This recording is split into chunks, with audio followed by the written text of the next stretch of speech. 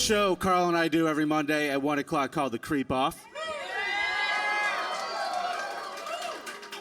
And when we travel to different towns, we like to look at the city we're visiting through the lens of The Creep Off and bring the live crowd something called the Boston Scum Parade All-Stars Yes!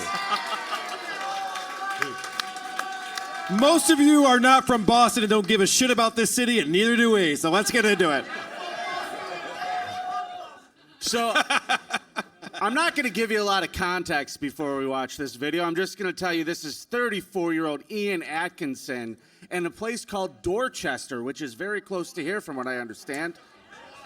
So, let's meet Ian, Carl. Clip number 1.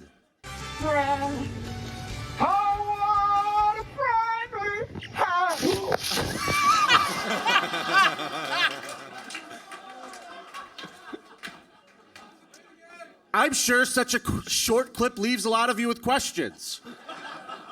So I'd like you to know what the police say happened here. There's clip 2, Carl. Boston police say what you just saw was a man attacking a woman because she did not say good morning to him.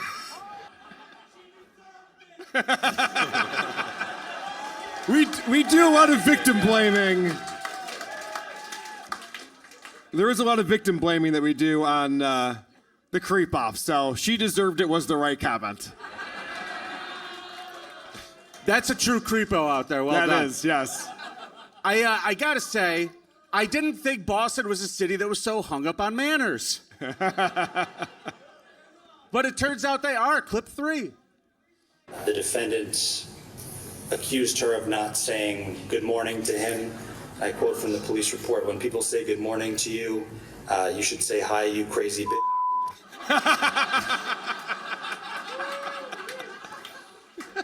All right, I'm falling in love with Boston. You won me over. You'll have manners in this town, you understand? But how savage of a beating was this? Clip 4. You can see just how long the attack goes on in this surveillance video before the suspect takes off from Balsam Street, almost hitting her with his car as he drives away. Oh, no! Yeah, not great. Hey, good evening. Good evening. Good evening. Good evening. Now, the good news, everybody, he was not hard to find. Clip 5, Carl. Prosecutors say he wasn't hard to find because he was already wearing a GPS monitoring device. His criminal history includes other assault and drug-related charges, but his attorney says he's the victim in this case. Now, would you do me a favor and show 6B, Carl? Yeah. That's the ankle monitor. You can see it in the picture. That's a good look. He has to know this is funny. That guy has to know what he's doing is funny. Someone send him a copy of this. Yeah. I think it's only fair. Now, maybe him and Neil Brennan will team up and start a comedy sitcom. Now, I liked how we teased at the end there. The lawyers were explaining that it was not this guy's fault. And I'd like to hear his attorney out on that. Okay. I think you guys will too. What he did was he defended himself because the victim was biting him. He says the woman came after him first, spraying him with her garden hose, but... Yeah. That's right. He claims she sprayed They him can't with swim. Come on, people. Jeez. So inappropriate. Carl, that is awful. We all know the reason he didn't want to get sprayed is because you can't get the ankle monitor wet. Oh, right, yeah. That's a problem, too. God, you're an animal. Okay. I like the lawyers for the prosecution. You have some good DAs in this town. They offer a rebut to that. Okay. prosecutors say the video doesn't show any of that. There's no water on the ground here. There's no water on the defendant here. What the quote should have been was, if the perp is not wet, to jail he must get. That's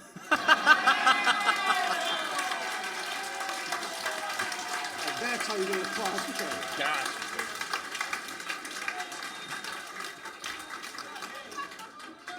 Now, whenever a situation happens like this, I really appreciate when the local news checks in with the neighbors because they always have something to add to this. Of course. Her neighbors shocked to learn a fight so violent could happen over something so small. I'm scared to hear that because I'm over here walking my dog alone and walking by myself alone, so it's scary. I agree. Her eyebrows are halfway up her forehead. She looks terrified. All right, enough with that guy. That's Ian Atkinson from Dorchester. That's great. Which how you say it? I feel like it should be pronounced drunker. It's like Dorchester. It's like Rochester, Yeah, but stupid and Dorchester. wrong. Yeah, something like that. Yeah. Okay, let's move on. I want to introduce you to Robert Kawada. Image number 10, Carl. Well, you're gonna be shocked to hear this guy created an elaborate ruse to make sure that he didn't become a father, Dick. Oh. You see, this Let me guy's hear it. from Brookline, Massachusetts. He's 36 years old, and his girlfriend was very pregnant. And is that the... I'm sorry, we don't have microphones for everyone tonight, all right? We'll just keep it up here. So apparently he starts Googling to figure out how to get her not pregnant. Yeah. And Unpregnant. He starts off with giving her raspberry tea leaf cookies. Don't give your wife those, Dick. Okay. So that didn't work. She was still pregnant. So he finds a buddy, and he has the buddy call his pregnant girlfriend and say, hey, I'm from your doctor's office. I'm the nurse, and we got your lab results back, and you need more iron. So we're going to prescribe that you get an iron supplement. And he went to the store and picked it up for her. Within about a week or so, no more baby. No more baby. So at some point, she tried to call the nurse back at the number that the nurse had called from and realizes that that's a fake number, that it's not a real, doesn't lead to anything. And then she starts Wow, that's looking. devious. Yeah, that's Yeah. That's pretty good. Then she starts looking into what's going on here, and it turns out the pills were called prilotopafol or something. Either way, I can't say it, and it definitely killed that baby. And his buddy helped him. You don't find the humor in that? Thank you. Creep Off is a comedy show, Vinnie, everyone. you left out the part where did he leave the one dead baby in 10 trash cans? Or was it 10 dead babies in one trash can? It was one in the toilet, Johnny. Ah. Yeah, that was bad, huh? Mesoprostol was the name of it. And when they searched his phone, they realized he had been researching all this stuff. It's always the phone that gives it away. It's your phone history, everybody. Oh, Google is the biggest narc on the planet. Don't trust Google with any information. Like, you're like, hey, Google, we're cool, right? How do you get rid of a dead body? Like, Google will remember that and tell the authorities you asked. Yeah. Every time. I would never Google that. I would try to figure it all out on my own. DuckDuckGo. DuckDuckGo, Yeah, right. right. Okay. That's what you use if you want to find out how to get rid of a dead body. I feel like it'd be a lot of trial and error with me. I'd start with like Pop Rocks and Coke. This will dissolve in a minute, right? abort a Throw that baby. in the bathtub. Yeah. I don't know. I don't know. at Okay. All right. You didn't like that one. I mean, this guy's like an obvious psycho, though. Look at him. It's kind of on her. He might have been a great father. We don't know. Yeah. We never will. Yeah, he definitely. He was testing her. Yep. He definitely comes up with fun schemes. So let's move on. I'm going to show you this next picture. This is He probably throws a hell of a bachelor party, that guy. This is the home of a 69-year-old Alexis Alatomir. Now, here's the story here. This woman went completely crazy. She's 69 years old, and they put her in a mental institution. Sexy. And who gets left with everything? The brother. He's got to go clean out the house. He's got to deal with all this estate stuff now that his sister's moved away. What a pain in the ass, right? Sure. Who wants to spend your Saturday cleaning your elderly sister's house? Well, he starts cleaning out the freezer, and he finds a couple of shoe boxes. He finds 4 of them, and he opens up. There's aluminum foil in them, and then he unwrapped them. And the unsexiest burritos you've ever seen, newborn babies, frozen solid. Are they okay? No. Shit. No. That sucks.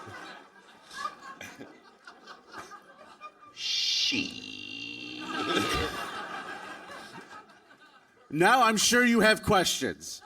Here's the deal. They described the sister as a very overweight woman who wore baggy clothing. No one ever knew if she was pregnant or not, but they did DNA testing, and they found out that this Looney Tune woman was the mother of all 4 of these children. Oh. And That's good news. Yeah, kind of, right. Yeah. Yep. So it's not theft. We don't have a theft here. Yeah. Which is good. So they start trying to figure it out, and they start interviewing her, and she's completely like they don't know what to do with her. So they found these babies. They found one record of her giving birth in 1981. Oh, wow. They've been in that freezer for a while. Yeah, I was born in 1982. That's how long these things have been in the freezer, and there was 4 of them. Wow. And because of the fact that this woman's so crazy, this is just a mystery in the ether. So enjoy, Boston. Vinny, Good stuff. Vinny, don't you think that she just kept those as trophies for being the only thing to escape her stomach? No, because you'd put those on a mantle or something. Well, you know, they don't. So, Johnny, babies aren't in a stomach? We'll talk afterwards. It's called medical facts, Carl, not humor. All right. It's like when you read a book, though. Like, people just have to keep the book on the shelf forever. Right. You know? Yeah. It's not that crazy, I'm saying. Yeah, it's like having a trophy chest. Yeah. Yeah. All Put that shit on display. Some people keep scrapbooks. I don't know. So let's move on. Don't show this picture yet. Leave that up there. Okay. There's a Boston area man who is in a lot of trouble. He was sentenced, I believe, 2 years ago to 26 years in prison, followed by lifetime supervised release. This guy was a really creepy PDF file. And he was so creepy, what he was into was he was making plans to abduct children. He was building a safe room, soundproof booth in his basement. He was building an art studio. No kiln. He was actually going to play baseball in there against himself. Any more callbacks before we move on? All right, keep going. So according to chat logs, what he was planning on doing was finding the kids, doing terrible things with them, and then when he was done with them, he was going to cook them and eat them. Oh. I have a picture of the guy. You want to see him? Show my next picture.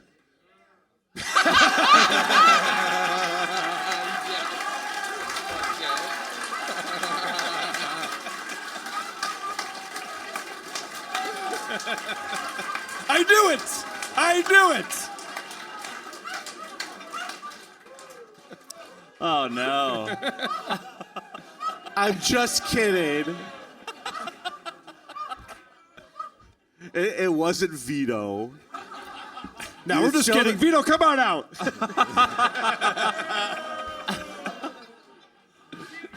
But this is wild. Let me tell you how. You can show the real picture of the guy. It's the next one. There you go.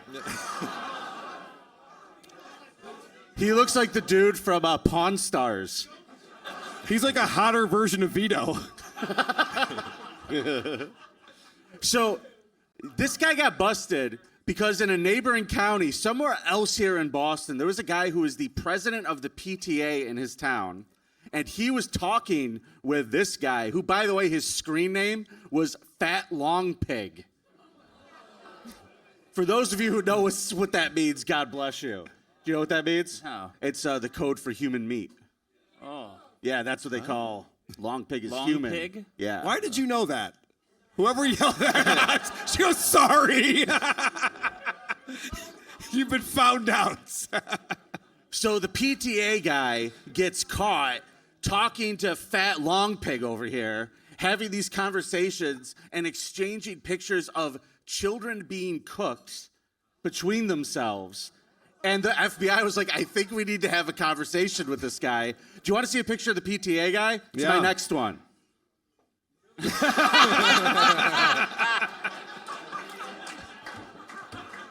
It worked twice. It worked twice. I got you twice. I got you twice.